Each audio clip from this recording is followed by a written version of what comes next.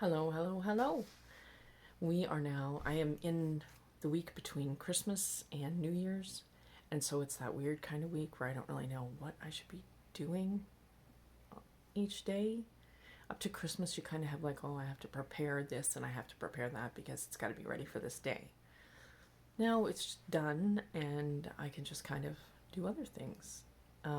So, painting is what I want to talk about now. I'm going to document my paintings that I've done throughout the first year at Fanshawe Fine Arts Foundation program.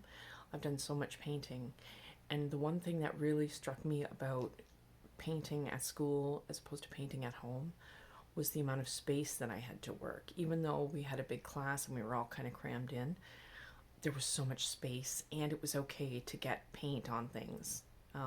So I didn't have to worry so much about if my paint dropped on the floor or whatever. I could be a little bit messy, and I could take up space, and I could stand and have my painting on the wall and move back and walk across the room and look at it and come up close and stand, and sometimes I could sit, and it was really just one thing about this program that kind of struck me that I never expected kind of so much was that it's very physical kind of program. I don't know if I've mentioned that yet in these videos, but it's really physical and I really am enjoying that.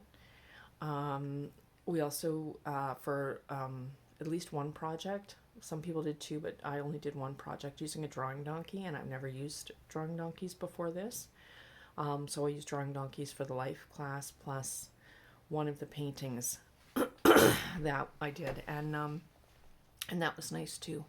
But again, you need space and to set up a drawing donkey, and I don't really have that kind of space right now exactly. So it's looking at how can I translate what I'm doing at school to what I can do at home, and that's where we're at. I really enjoyed painting class.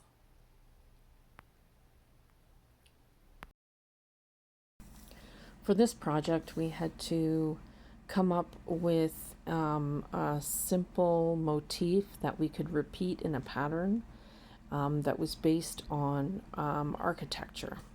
And so the architecture that I chose was the Eastern State Penitentiary in Philadelphia. It was a building, when we were there in February in Philadelphia, it was a building that really I was amazed with, and really has me thinking since then about like lines of vision, lines of view. What can you see from where you're standing? Because there is a part where you can stand in the middle and see down a wing, and then all you have to do is stand in the same spot and turn, and you can see really far down another wing, and you can do that all the way around. And while the reason for doing that was so that one guard could watch all of the 7 wings, and that's just fascinating to me that lines of vision can have that much of an impact. So I'm trying to think about that in my house, in my garden. Where is the optimal place to stand or sit so that you get the best view of what's happening.